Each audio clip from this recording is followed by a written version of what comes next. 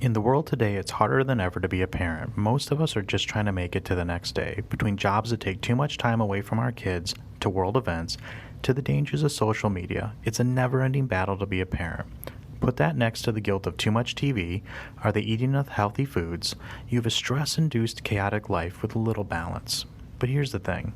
We're all good parents. Because if you're stressing about your kids watching too much TV or new ways to get them to eat veggies because the old tricks won't work, then you care. And when it comes down to it, that's what counts. Now, we're not parenting experts. We don't always have useful advice. But what we do have is solidarity in that we're all going through the same things, be it at different times, but the same things nevertheless. And sometimes it's good to be reminded that other parents out there who are, despite how it appears, going through the same things you are. Hello and welcome to episode 4 of Spillproof Podcast. Today we're going to be talking about parenting.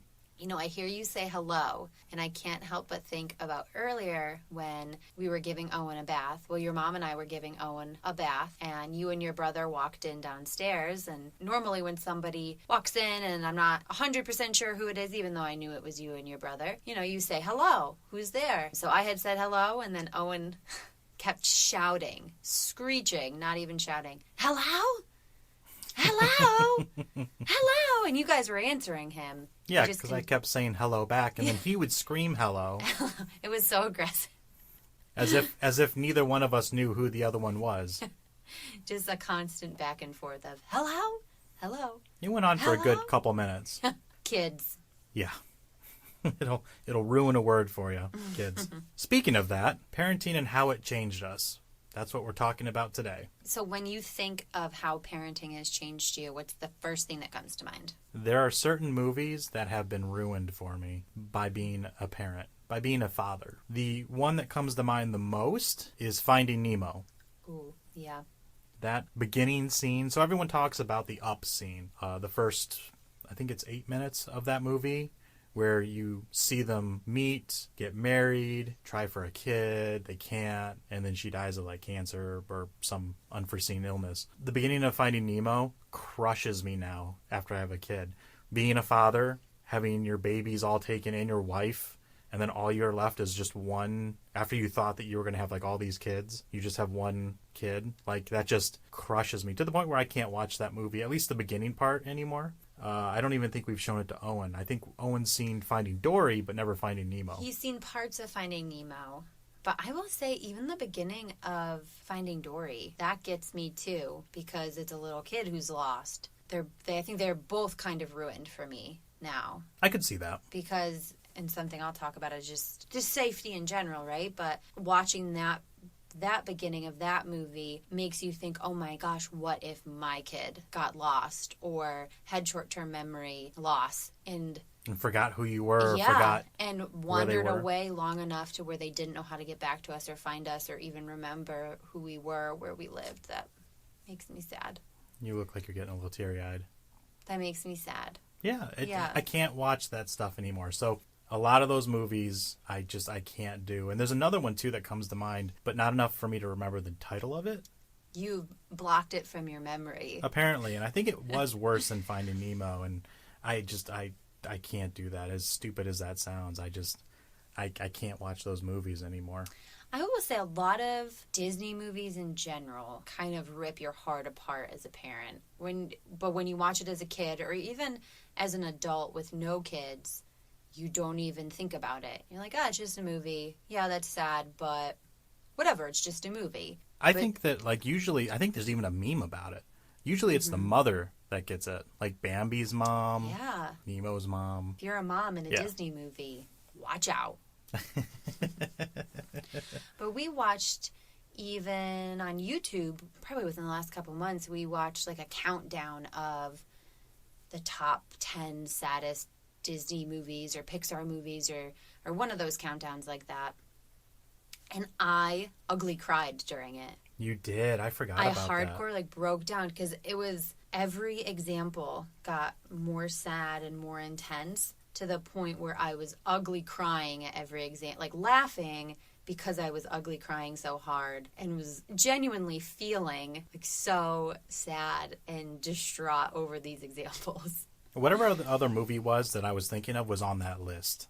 I remember that. I know, and we talk about that list all the time, and we honestly must have just blocked it out because it was so awful. It must have been. All right. So we're not talking about movies. We're talking about parenting. Yes. You got one? Yes. So I have always been an anxious person in general, just about, everyday things, social anxiety. But after kids, that anxiety has transitioned into almost obsession over their safety. I will wake up in the middle of the night worrying that Owen's going to run into the street and get hit by a car. Or like we've mentioned before, we have a steep driveway. And so I think about, oh my gosh, if we're playing outside one day and he just makes a break for it, what if I can't get to him in time? I have a lot more anxiety about their safety. And obviously I wouldn't before kids because they didn't exist. But I have nieces and nephews, and obviously I was always concerned about their well-being. But the intensity to which I think about these things, even driving my car, you think, did I buckle up the car seat tight enough? Did I cut up their chicken small enough? Are they going to choke on it? I have many nights in the week where I will sit up in bed and just in a panic because I've dreamt about or had a small thought that something would happen to our children. I get that. I stress about that quite a bit. Something happening to Owen or something happening to Emily, like them choking or I think I'm always paranoid about that. I've always cut their food up probably much smaller than it needs to be. And, as far as them putting something in their mouth they shouldn't, or playing with something that might be dangerous or not even really dangerous, but just walking down the stairs even, walking up the stairs. Owen's very capable of doing that, and I don't think he's really ever fallen. Can actually probably go up them without holding the rail, not that we let him. I always worry about him falling and then not getting up, or is he biting or running with something sharp that might bite his tongue and it might bite a piece of it off, or fall on something and stab himself. I totally get that. Sucks. Those thoughts, they just they're not fun, but they I think they come with parenting. There's new things you have to worry about. There's so many great things that come with parenting too, but that's just something I didn't realize how intense it would feel. Yeah, it's definitely a thing that will keep you up at night, for sure. Or even the worst part, somebody taking him. We had a very real fear when we went to Disney World that someone was going to try to take him, because he's so cute. And I know every parent thinks that their kid is very cute. We obviously think our child is very cute, but he just has these cheeks that are just so cute. And we were like, someone's going to try to take him. Well, there were multiple people who were like, he's so cute, I just want to steal him. People said that a lot. They did say that a lot. Enough for us to actually be mildly concerned. Subconsciously, maybe. I think subconscious. We know someone probably wasn't going to attempt to kidnap him. But you become like a mama bear or papa bear when you have kids, and you're like, haha, that's so funny, but let me see you try. Try to get past me. Come at me. Definitely. One thing for me definitely is the way we spend money. So I definitely spent money a little more frivolously, I want to say. A lot on cars and other random things, anything on Amazon that might have struck my fancy.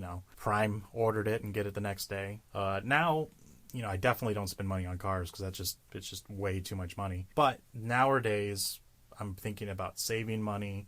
But also, if I am spending the money, I'm typically buying something for Owen or Emily. The other day when I went to the grocery store because we ran out of garbage bags, I just happened to be walking by the toy aisle and saw that there was a Wall-E and Eve little figurine. So that's the little Pixar movie, and Owen loves that movie. Just absolutely adores it. He does. I think that might be his favorite movie at this exact moment. And so I bought it for him, and every once in a while I'll bring home a surprise, and every time he hears surprise or sees a paper bag, because in New York State we can't have plastic bags. Plastic. So everything's paper now. So he sees a paper bag, he'll be like, spies. So he got super excited about that. But that's what I'm spending the extra little money on that we tend to have. Or, I'm not buying things for myself. I can't remember the last time I bought clothes for myself. But little things like that for him, or Hot Wheels cars. That's a really big thing too. So, 99 cents at Target or $1.29 at the grocery store. If I might see one that might look cool or might think that he looks cool, that he might think looks cool, just grab those on the way out and And that's kind of what I mostly spend the money on these days. That and a lot of groceries and diapers. A lot of groceries, a lot of diapers. But I would agree. Thinking to Christmas or birthdays, I used to have a list. Like, oh, I want this for my birthday. Or, oh, I'll ask my parents or Dave to get me this for my birthday or Christmas. And now, typically, it's something, if I do ask for something, it's something that I can enjoy with the kids. Or it's really for the kids. Because that's what brings me, and I think us, a lot of joy. Is being able to do activities with them, especially in the summer. Last summer we got the little bike seat to put on the bike because we've always loved biking and then wanted to share that with Owen. So yeah, it's definitely our purchases and the way we spend money has definitely changed. It's more kid focused, more family focused. Even how we save, since we've had kids, a Disney fund that we've put money in continually. And it's for Disney, but it's also just for family vacations in general. So we call it the Disney Fund, but it's for, future family vacations, wherever we want to go. And typically we wouldn't put something like that aside. We would just kind of wait until we had the money and then spend it. But now we have those goals in mind to set this extra money aside for family specific things. Yeah, and I wouldn't say that it bothers me by any means that our spending has changed. I was talking with one of my coworkers the other day who's a big car enthusiast, or, used to be. And we were talking a little bit, and it's just one of those things that it just changes for a little bit. We used to spend a ton of money on cars, buying cars, selling cars, modifying cars, and, wasted thousands of dollars. I can think of at least $7,000 that I wasted on probably just one car purchase and didn't get it back. You can't enjoy that kind of thing anymore. And it's not like I can't enjoy it as saying that because of the kids. It's just my time is divided among other things now. So instead of going out working on that or driving it or whatever it might be, I'd rather spend time with my kids, playing with them, helping them build something or whatever it might be, going outside and just running around or going on walks with them or going to the park. Yeah, when I think about some of the purchases I made before kids, some of them are perfectly justified, but some of them are so stupid. I spent my money on really, really frivolous things. For example, I don't even know if you know how much I spent on this. It was before we met, so it doesn't count, really. So now it's okay. I get it. But I am a big fan of Harrison Ford and Indiana Jones, and I bought...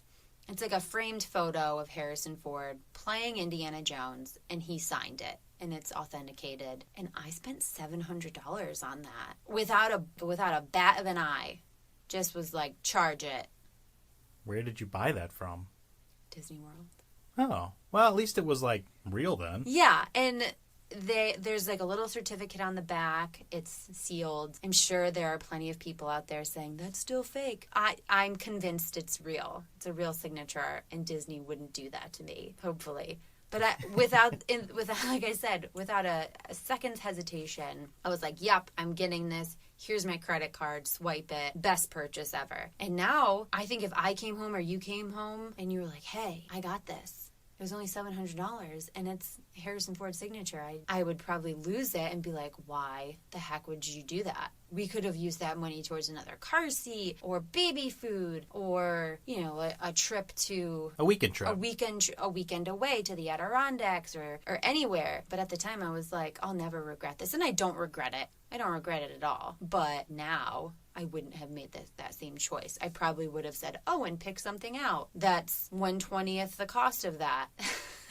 I don't know if I've ever gone to Disney World and spent that much money. Last trip I did build a lightsaber and build a droid, but I think that was only about $300. Yeah, and got 2 crystals, which was maybe another $50 for the lightsabers.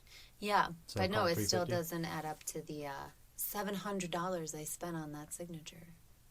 No. It's hanging up in our house as we speak. No, I see it. It's right at the top of the stairs. Yep. I've always seen it. I always wondered where you got that from, because I always wondered if it was you got it off of eBay and it was just some guy in a basement signing autographs that looked like Harrison Ford. Well, hopefully not. Hopefully not. Not unless he's in the bowels of Disney. So another one for me, how I recharge. So before kids, I was someone who needed, I wouldn't say a ton, but I recharged through alone time where, I would just watch a movie by myself or, hang out in my bedroom by myself. Dave works on Saturdays, and before kids, he also worked on Saturdays. So that was kind of my day to recharge, read a book, go for a walk, do whatever, go shopping by myself, but just have some alone time. And as parents, if anyone is a parent out there, you know that alone time is very hard to come by. So I've had to change how I recharge and decompress. And I've actually found that I recharge when all four of us are together. So when it's me, Dave, our son Owen, and our daughter Emily. Because of our work schedules, the time that all four of us are together is limited during the week. So I've actually found that instead of being alone, I recharge and can relax and decompress when we're all together, which kind of is, when I'm saying it out loud, it doesn't necessarily make sense, but I guess that's just how parenting has changed me, is I crave those moments where we're all together. And even if, some of the kids are whiny or crying, I crave those moments where all four of us are together, just hanging out, even if we're just sitting there watching Owen run his cars up and down his track for the 500th time. Those are the moments that, bring me peace and allow me to just relax. I get that. I can understand where you're coming from on that. I always had Wednesdays off, and that was always my day where I could do whatever I wanted, and typically had a routine, sleep in, shower, get up, make breakfast, go out, drive a vehicle, or go shopping, or go around the mall, or go get coffee somewhere and hang out for a little bit. So I definitely had a routine, and even especially when I was only working 313s, that was even more so because I'd have 4 days off and just kind of do whatever the heck I wanted, usually end up on the canal. But now with kids, I want to be with my kids and with my family, and honestly, the time that I'm away from them, I just feel guilty. Yeah. Whether it's work or I'm personally doing something like going to the doctor or having to do something else like go to the house store to get stuff, whatever it might be. So I totally understand that. I will say that I think I relax a little bit more when it's just like us sitting on the couch watching a movie. So you, me, Owen, Emily, Owen sitting in my lap, Emily sitting over with you, and we're just watching Cars for the millionth time. I think that maybe that is a little more relaxing for me rather than all four of us and trying to chase him around because he won't put a diaper on. But yeah, I totally get that. I'd rather be with the family than just completely alone because then I feel guilty. Yeah. Even a couple weeks ago, I took off Monday and Tuesday from work, and the kids were at daycare those days, and I was very excited to have just a couple of days to myself, do whatever I wanted to do, get some chores done around the house, watch shows that are not kid-friendly shows. I think I watched some Keeping Up with the Kardashians and just, those guilty pleasure shows. But I did find every day around 2 o'clock, I was craving time with them and felt a little guilty. And I think every parent feels that way. They say they want alone time, they want time to do their own things, and then the second they step out the door to get that alone time, they feel guilty. Or they just want to go cuddle with their kids. And it was really good for me to get that time because just with the last year, I don't think anyone's gotten as much alone time as they probably did need, and time to just be in their own thoughts. But while those 2 days were really nice, I was ready to kind of be with them or be busy with work or, not be alone in my thoughts as much. Because as I said before, sometimes when I'm alone in my thoughts too much, I start to worry about my kids more. Well, that goes into another thing that I think has changed me is I just feel guilty all the time. I just always feel guilty. When I'm at work, I feel guilty like I'm there too much. When I'm doing something like spending time mowing the lawn, I feel guilty about that because I am not spending a nice day with my kid outside. At the same time, I feel guilty because if I didn't do that, then I'd be spending the money to do that, which the money then we're trying to save to put towards a trip or groceries or diapers, whatever it might be. So the overwhelming guilt of being a parent, or the guilt of maybe not doing the right training as far as teaching the ABCs, or he might learn a lot at daycare, but then maybe I feel guilty because we're not doing enough at home to help cultivate what they're starting or keep going, or whatever they might be teaching them there. So I think that you're always having a little bit of guilt or a lot of guilt, and maybe if you don't even realize it, I feel guilty sometimes because I'm driving home in my car from my commute and I'm like, this is nice. But then I feel guilty about it because I feel guilty because I'm enjoying my drive home where it's just me in the car. No, I get that, and I think I feel the same way a lot, where it's kind of like you're damned if you do, damned if you don't. I think so.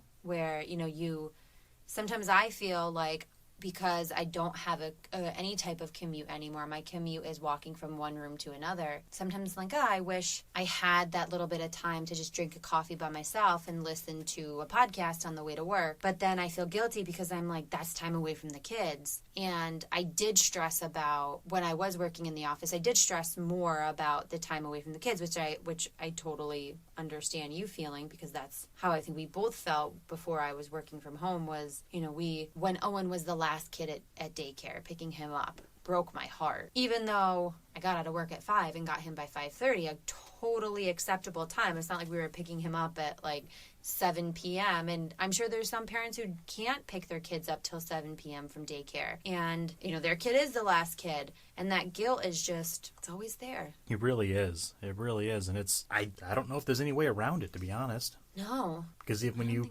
compensate somewhere else, then there's another place where it pops up. Yeah, because then if you spend too much time, because sometimes I'm like, well, do I spend too much time with the kids?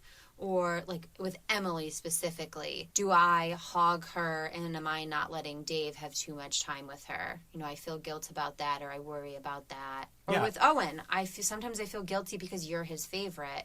And I'm like, well, shouldn't I be his favorite? Which kid's allowed to have. It'll probably change. Yeah, but like his favorite is his favorite. It's his choice. It's not anything you or I did or didn't do. That we know of. I think sometimes I don't know if mess with him is the right word. You tease and taunt him a little bit. I do. With things that he loves. Yeah, like I do, like, I'll definitely tease him a little bit more than you will. And then we'll joke, like, oh, that's why I'm not his favorite, but... There might be some truth to it. Yeah, I think there's probably some truth to that. Also, bath time. I will just dump the water on his head, and he really hates when we do that. Well, you dump the water over his head, and then you don't put your hand over his eyes. Because the water needs to wash his face. Right, but you do that once you wash his hair. Yeah. You rinse his hair. Then you wash his face, and you do that once right over his face. If you have to do it when you do his hair, then you're doing it like 4 or 5 times. Yeah, I do his hair and his face. Because for some reason his hair gets all the soap in it. I get him all soapy, and then I do like 4 dumps of water. That's why he hates it. That's why he hates it. Okay. All right, I got to try this. I'm going to try the Dave technique, and then I'm going to report back and let everyone know. Did it work? Did it work? Because here's the thing. They say that it's no tears. Johnson & Johnson says it's no tears, which we'll see if that's what their vaccine says. But I swear, and I always have, I swear that you can feel the sting of the soap in your eyes. And I remember my parents always saying, no, it doesn't sting. It's no tears. Well, I noticed Owen recently starting to like rub his eyes when it got in there, and he started like freaking out a little bit. It definitely has some sting to it. Maybe not as much as like a regular shampoo, yeah, but it definitely is not no tears. Anything in your eyes, like sometimes you can get water in your eye and it irritates it. Yeah, but it doesn't sting. No, it doesn't sting, but maybe it's not stinging. Maybe it's just irritating him. He panics. I'm trying to teach him how to just close his eyes. He blinks like twice a day. That's never going to happen. That is true. He really does not blink very often. No, as a baby, he barely blinked, and he's starting to blink a little bit, but so he definitely maybe doesn't blink has that really much. dry eyes. Anyways, we've gotten far off topic, but that's okay. But that was another thing I was going to talk about, is that I worry that, the kids don't like me. For a while, Emily didn't. She didn't like me. Yeah. She only wanted you. You could be the only one holding her. I think you could even only be the one looking at her at one point. There was a short time when it was really bad. Well, and I was also worried that like maybe she wouldn't recognize us, because when we first met her, we were wearing face masks. Yeah, almost the whole time in the hospital we wore masks. I mean, we did take them off when no one else was in there, but we wanted to make sure we were really respectful of the nurses and doctors. And it was a rule. And yeah, it wasn't like, oh, try to put it on. It was like, put the mask on when we come in. Mm-hmm. So I always wondered if, maybe she didn't recognize from the nose Down? Yeah, from the nose down. Like me. Now she's fine. She loves me, and She does. she loves the... She She loves doesn't Daddy. snuggle with me as much as she snuggles with you. She snuggles right up into you. Mm-hmm. But Owen's always... He's always been more snuggly with you. He's always been more snuggly with me. And I don't know if it's from being with him when he was sick or feeding him a bottle. I don't know what it was. Yeah. It must have been something. But, I mean, you were the first one to hold him, I think. No, you held him first, I think, because... Oh, that's right. Cause... it was a C-section, and so they brought him to you. You held him while they sewed me back up. And you were the first one to hold him. Yes. Yeah. Other than, obviously, medical professionals who had to Yes. physically remove the babies from you. Yeah, there is that, yes. So, but who knows? Maybe it was whoever held them first, or maybe it was just luck of the draw. Isn't that like a baby bird thing or an animal thing? Like they imprint on you? They imprint on the first person they see. I don't know if that's real or if it's just something that's in movies and stories. Does anybody know? Somebody put it. Let us know, yes. Email us at spillproofpodcast@gmail.com. Let us know if you know. I don't know. Might be one of those things that people just say. Or a myth. Or a myth. Germs. I've never been a germaphobe. Ever. Never? No, I've never been a germaphobe. Really? I've had slight OCD and a ton of anxiety, but I've never had anxiety over germs before kids. You didn't care about walking barefoot and worried about getting an athlete's foot when you were swimming and diving? No, never worried about that. Ugh, step in a cold puddle and worry about what was in it? No. Ugh. I never had that thought before kids. And some people may be thinking, oh, well, you were pregnant during a pandemic. You had a little one during a pandemic. This was before that. This was when Owen was born. We went into like lockdown with Owen, I think. Like, we were really worried about germs with him in general. You know, we had everyone wash their hands. We had hand sanitizer everywhere, which I think most new parents do. But I remember like a flip switched where I thought about germs so much more with Owen, and with pumping parts and sanitizing them, and like reading about thrush, which Owen never got and Emily got For quite some time. for a while. And I wasn't as worried about it with her. I didn't love that she got it, but I would be paranoid up in the middle of the night reading about thrush, and Owen didn't even have it. Just the thought that he could get it from these germs. Like we had to sterilize everything. I washed the bottles constantly because Owen was bottle fed breast milk. So I was constantly washing bottles 8 to 10 times a day, sterilizing it, and nothing was clean enough. Like if he put things in his mouth, if somebody came to visit and they had a kid with them and that kid touched things in the house, when they left, I wiped everything down. And so it's interesting that we had Emily during a pandemic, and I was way less worried about germs with her, but still worried. Second child. Second child, right? You're just like, it is what it is. They're going to put stuff in their mouth. They're going to, put stuff in their mouth. And they're going to put more stuff in their mouth. But that was a big thing for me, was worrying more about germs in general. That's funny, because, like, I used to be a huge germaphobe. Like, I wouldn't share a Coke with somebody, or... if I touch something, anything that might be gross, even if I wiped it off and washed off my hand, I could still mentally feel it on my hand. Like, it was to that extreme. It was a fairly big problem. And I kicked it pretty early on, and probably in high school, I want to say. I think I kicked it. I still won't walk barefoot in a gym. I think that's disgusting. Or a locker room. I, to this day, still won't, because I think it's absolutely gross. But I used to be a huge germaphobe. Kicked it. Good. I definitely want to make sure Owen doesn't get sick. So, I think of those things like, oh, don't lick that monorail pole because that probably has germs on it. So definitely that. But I would say I actually probably am a little less worried about germs. Because you had it so much before, or because you had it and then dealt with it? Oh, I don't know. Sure.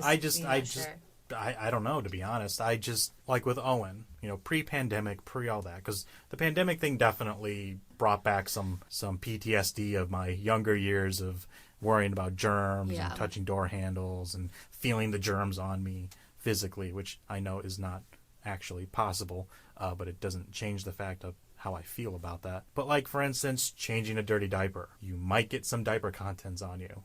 Mm-hmm.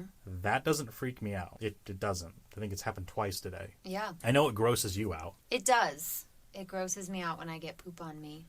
And I think that's a normal human reaction. You know what? It's going to happen. That's what soap's for. Wipe it off and keep going. So yeah, I would honestly say that I probably am the opposite. I think I got a little more hardy with that when it comes to kids, because like some of our relatives, they won't share food off their kid's plate because they're worried about getting sick. Because kids are always sick. They're always sick. Yeah, There's always a cold. Somebody always has a cold in the class, and they don't wash their hands very well, and all that kind of stuff. So like sharing a food or finishing something off their plate, or if they have a half-eaten piece of pizza, eating the rest of it. Sometimes people have a problem with that. I don't have a problem with that. Owen straight up stuck his fingers in my mouth once, and it was just like... Once? I feel like that's a daily occurrence for you guys. Maybe. I feel like he's always just like grabbing at you. Yeah, he is a grabby kid, but so is Em. So is Em, that's true. So is Em.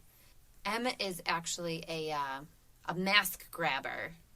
She gets everyone in trouble because she grabs your mask, and then it's like, oh no, this really needs to stay on. Masks, glasses, anything. Yeah, glasses. Better not be wearing earrings. I have not worn earrings in like 2 years because grabby children. I don't want them to rip it out of, like, rip my earlobe. I don't think that would happen. You never know. It's pretty stretchy. But kids are strong. Owen's very strong. Yeah, you never Owen would know. just take the whole ear off. Em, I think you're okay. I'm going to play it safe and just not wear earrings for a while. Yeah, might be worth it. There you go. My last thing, and I'm going to end on a very positive note here, is just these moments during the day, which I think you'll agree, because most of the time it's these moments where we look at each other and we just have these moments where Owen will just do this little like jig shake dance thing, or he'll just smile his smile will be so wide and so genuine, or the way that Emily will look at her brother and just smile and be so genuinely thrilled, or just like the pure bliss on their faces.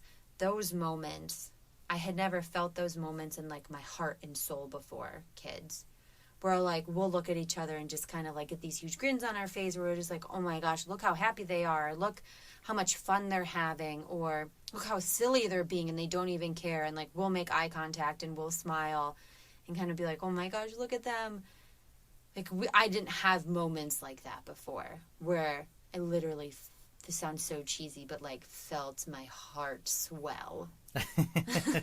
No, I get that. It's when he is just pure happiness. Like there's definitely something that's lost when you get older of like pure joy. Mm-hmm. Like you can be happy about something as an adult, even as a teenager or whatever.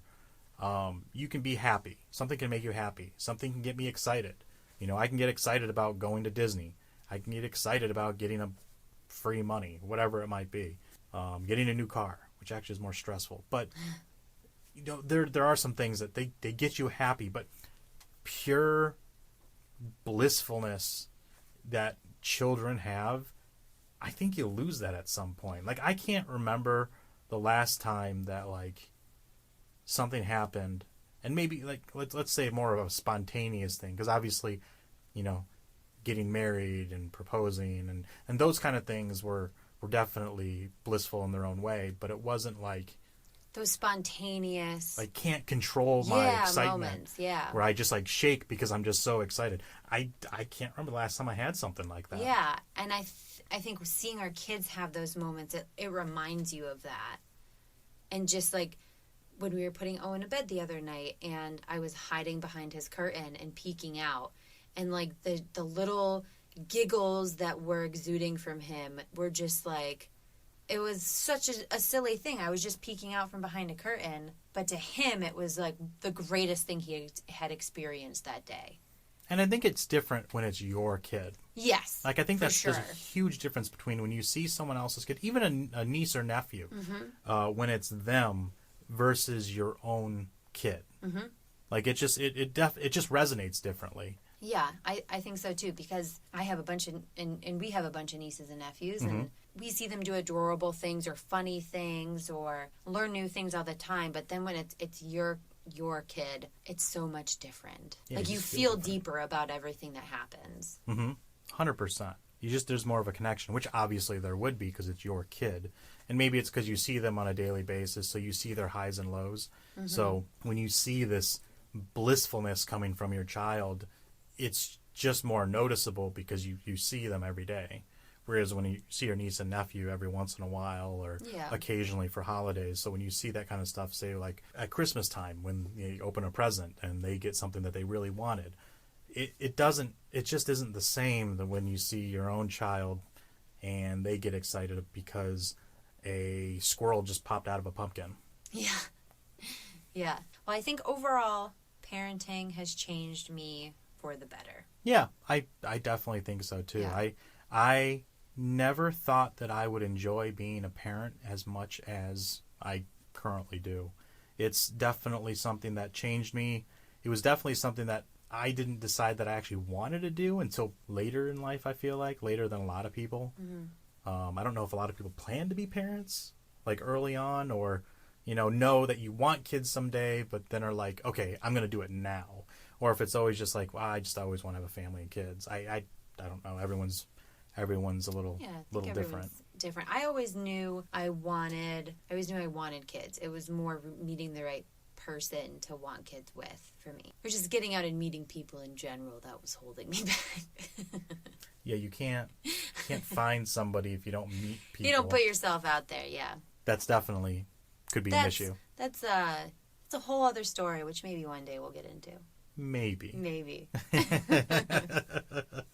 But hey, you ended up with 2 really cute kids. Everyone says they're really cute kids, so that's yes, meant to be.